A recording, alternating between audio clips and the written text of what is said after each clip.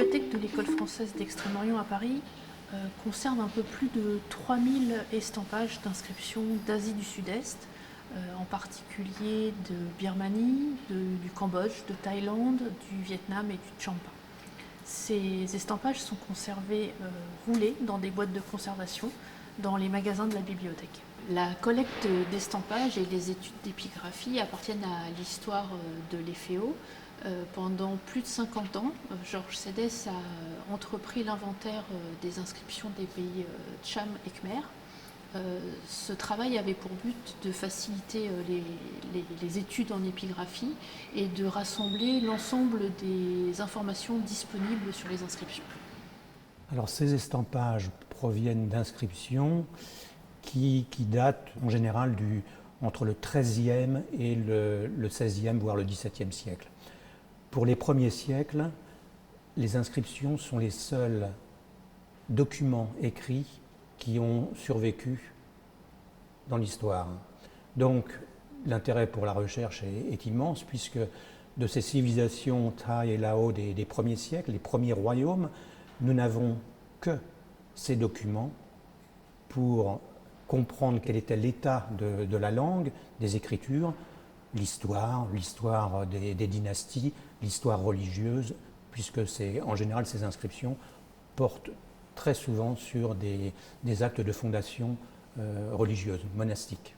Les estampages conservés à la bibliothèque ont été réalisés selon deux procédés différents. Le premier procédé s'appelle le procédé dit de l'Autin de Laval, du nom d'un voyageur normand du XIXe siècle qui avait entrepris des expéditions archéologiques en Orient. Ce procédé consiste à appliquer une feuille sur la stèle gravée, préalablement lavée et humide. À coups de brosse, on imprime au papier la forme des inscriptions et tous les creux présents dans la pierre. On le laisse ensuite sécher et en le retirant délicatement, le papier, en ayant épousé les reliefs, donne à voir les inscriptions. Le second procédé est appelé le procédé ancré à la chinoise. On applique une feuille, généralement en Asie du Sud-Est en papier d'écorce de mûrier. On brosse la feuille. La technique est à peu près la même que l'Autin de Laval pour la première application de la feuille sur la pierre humide. Ensuite, on laisse sécher donc cette feuille et on l'encre à l'aide d'un tampon qui est en principe fabriqué avec un tissu rempli de fibres végétales. On encre la feuille et on obtient l'empreinte en négatif à la fois du grain de la pierre et de toutes les inscriptions en creux gravées. On l'enlève ensuite délicatement et on la met sécher soit au soleil, soit au feu. Voilà. Sur cet estampage, on voit bien le relief de l'inscription qui apparaît ici en négatif, à l'envers, et là le côté ancré. Donc de ce côté-là, elle est en creux, et là en relief.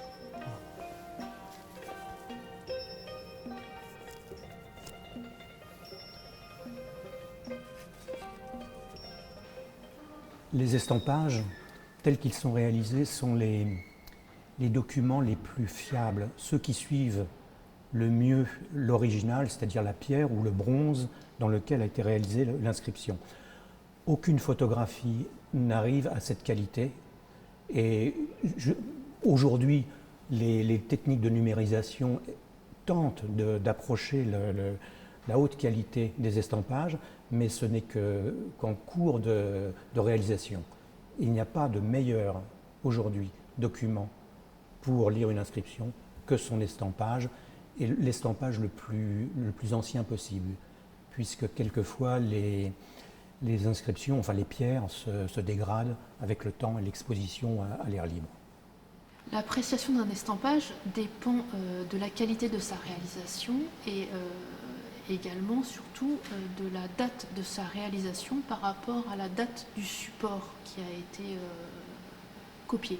Donc sa qualité, les qualités techniques de réalisation, mais également aussi la rareté éventuellement du document et surtout aussi la conservation ou non du support, puisque dans certains cas, il se peut que l'estampage conservé reste la dernière trace du document ou de la stèle qui peut avoir été altérée.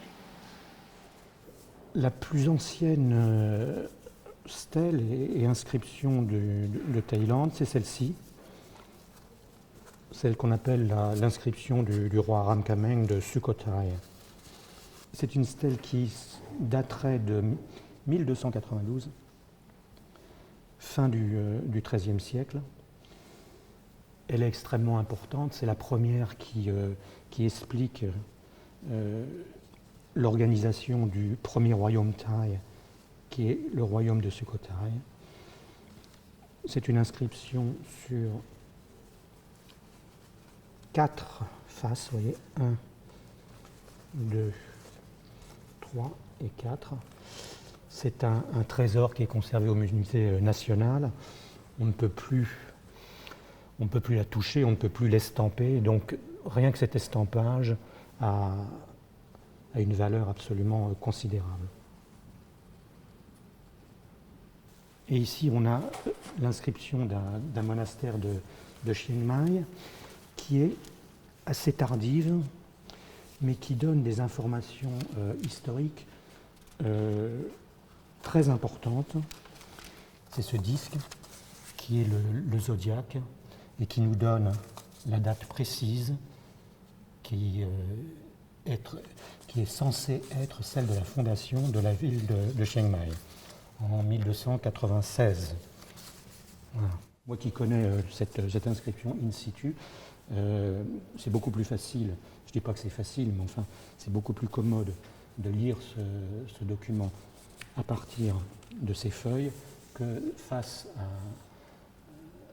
à l'original lui-même.